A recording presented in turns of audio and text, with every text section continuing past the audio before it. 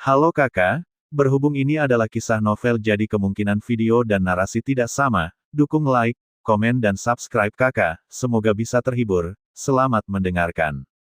Naga itu mengangguk sedikit, dan kata-kata di matanya yang memicu semangat juang dan mengurangi peradangan dapat membuatnya terus berkultivasi meskipun ada kesulitan. Batas atas garis keturunan 9 yin utama yang dia miliki sudah menakutkan, selama dia memberi Long Yi cukup waktu. Masa depannya tidak terbatas. Sekarang, kecuali Xiao Yan, kecepatan kultivasinya benar-benar di depan tim Dreadnought lainnya. Setelah itu, Xiao Yan melangkah keluar dari parit Dewa Kuno dalam satu langkah, dan kemudian Ye Beijing juga berada di sampingnya bersamanya. Meskipun ada malam ketika pengikut Beijing menghadapi bahaya, itu juga bisa dianggap sebagai kartu haul. Namun, Xiao Yan tidak menyukai perasaan diikuti sepanjang waktu, dan tidak masuk akal untuk mengikutiku. Anda harus tahu, mengapa Anda harus selalu berada di sisi saya. Setelah Gu Shenhao pergi, di rumah kosong ini, hanya sosok Ye Beijing dan Xiao Yan yang tersisa. Anda mengganggu saya. Saya tidak mengampuni saya di sepanjang jalan. Anda diam-diam mengikuti dan melindungi. Apakah Anda memikirkan apa yang saya lakukan salah? Mata Ye Beijing tiba-tiba memerah, dan emosinya langsung menekan anti-inflamasi. Hal-hal emosional tidak bisa memaksakan hatiku, kamu harus mengerti, itu benar-benar tidak bisa dilakukan. Maaf, meskipun saya sedikit kesal di hati saya, tetapi setelah Ye Beijing datang ke alam kuno iblis abadi, dia membantunya untuk tidak menyimpannya, termasuk situasi putus asa ini, meskipun dia tidak bergerak, tetapi kehadiran dan ketidakhadirannya benar-benar berbeda.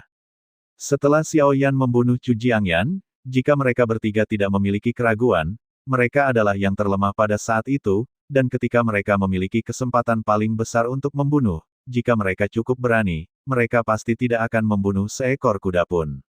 Dan keberadaan malam Beijing adalah pencegah yang besar, sehingga mereka tidak berani memiliki pemikiran petualangan seperti itu. Aku tidak pernah memaksamu untuk menemukan cara untuk menghabiskan seluruh waktumu.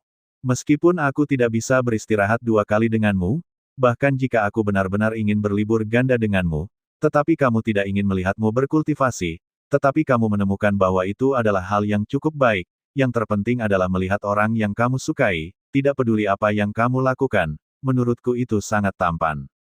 Ye Beijing berkata sambil tersenyum, mata almond indah, wajahnya terlihat sangat murni, dan di bawah rok panjang yang sederhana dan halus, dia memancarkan pesona uniknya sepanjang waktu. Jika Anda melihatnya dari luar, jika Anda tidak mengenalnya, Anda pasti tidak akan dapat melihat bahwa Ye Beijing mengolah lebih dari 10.000 cara, dia memahami hati orang dengan sangat baik, dan dia juga memahami pria, kepribadiannya selalu berubah, dia tahu pria seperti apa, tipe wanita apa yang dia suka, tetapi ketika dia datang ke Xiao Yan, dia sedikit bingung. Karena setelah pergi ke Xiao Mansion, Ye Beijing melihat istri Xiao Yan, dan semua jenis telah ditempati, jadi tidak jelas sampai sekarang. Wanita tipe apa yang paling disukai Xiao Yan?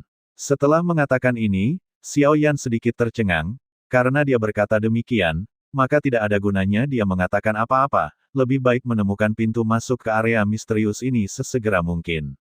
Xiao Yan mengangkat kepalanya, dan dengan semua kekuatan jiwanya, dia diam-diam bubar, dan setiap fluktuasi di semua kehampaan di sekitarnya sangat jelas. Xiao Yan perlahan menutup matanya. Dia terkejut menemukan bahwa kekosongan di sini sangat lemah dan tidak padat, dan dalam hal ini, hanya kekosongan ini yang menyembunyikan ruang, dan di bawah jiwa kosong anti-inflamasi, persepsinya sangat jelas. Jadi dia tidak menghabiskan banyak waktu, telapak kakinya perlahan mencondongkan tubuh keluar, dan tiba-tiba maju selangkah. Di mana dia mendarat, ada seberkas percikan api di bawah telapak kakinya. Pada saat melangkah masuk, wajah Xiao Yan berubah hebat.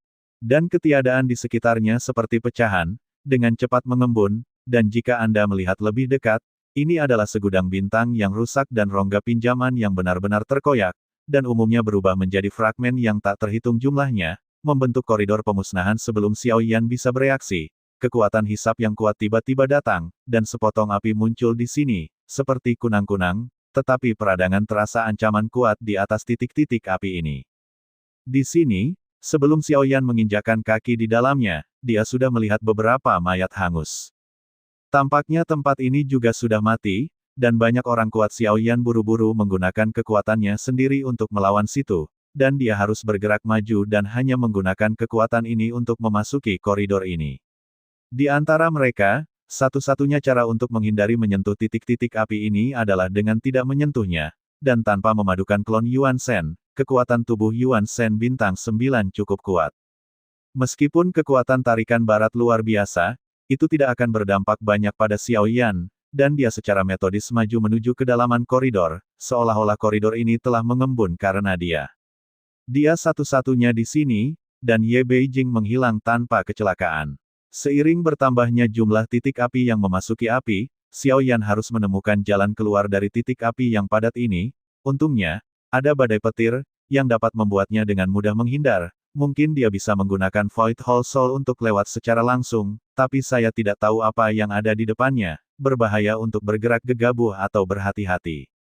Nah, tepat ketika Xiaoyan sedang bergumam, tiba-tiba titik api asli di sebelahnya berlalu dengan lancar dari samping. Tetapi titik api ini tiba-tiba berubah menjadi sosok ke arahnya, dia memuntahkan cahaya api dengan sangat tiba-tiba. Xiaoyan tidak memiliki persepsi apapun, dia hanya bisa menghindar melalui reaksinya sendiri. Tetapi dia masih terpengaruh oleh cahaya api, dan daging yang segera disentuh langsung dibakar melalui daging dan darah dan terbakar menjadi ketiadaan. Xiaoyan tiba-tiba berkeringat keluar dari dahinya. Ini adalah kekuatan memadamkan api, jauh di luar imajinasinya, dan itu sangat kuat, dengan syarat Xiaoyan memiliki 3 hati api. Kekuatan nyala api pemadam api ini mampu mengabaikan tubuhnya yang kuat. Jika Anda terkena cahaya api ini, sosok yang akan berubah menjadi abu terbang dalam sekejap juga akan hilang.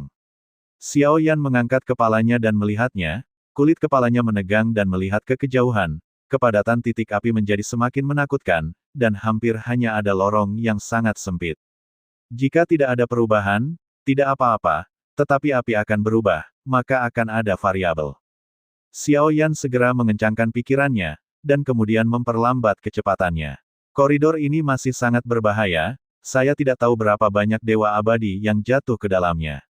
Dan di kemajuan berikutnya, tidak sedikit titik api yang tiba-tiba berubah seperti ini, tetapi mereka tidak dirugikan olehnya lagi di bawah jiwa anti-inflamasi dan tenang. Untungnya, koridor pemusnahan ini tidak terlalu dalam dan segera, Xiaoyan seharusnya mencapai akhirnya, dan pusaran air muncul. Lubang hitam memandangi lubang hitam ini dan tersenyum pahit. Apakah koridor berbahaya seperti itu hanya uji coba pengantar? Benar saja, itu adalah jantung api No. 1. Xiaoyan ketakutan, tidak ada bahaya, dan berhasil datang ke lubang hitam pusaran air ini. Ruang di sini tiba-tiba menjadi jauh lebih stabil, dan koridor asap di belakangnya juga menghilang saat ini.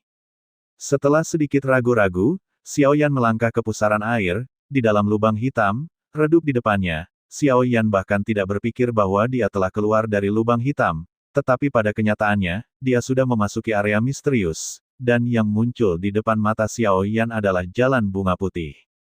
Terima kasih sudah mendengarkan kakak dan yang sudah subscribe. Untuk yang belum subscribe yuk subscribe kakak, semua cerita sudah Mimin simpan di playlist supaya bisa kakak ikuti. Bila suka cerita Mimin jangan lupa subscribe channel Mimin dan share channel Mimin ke seluruh penjuru benua. Terima kasih.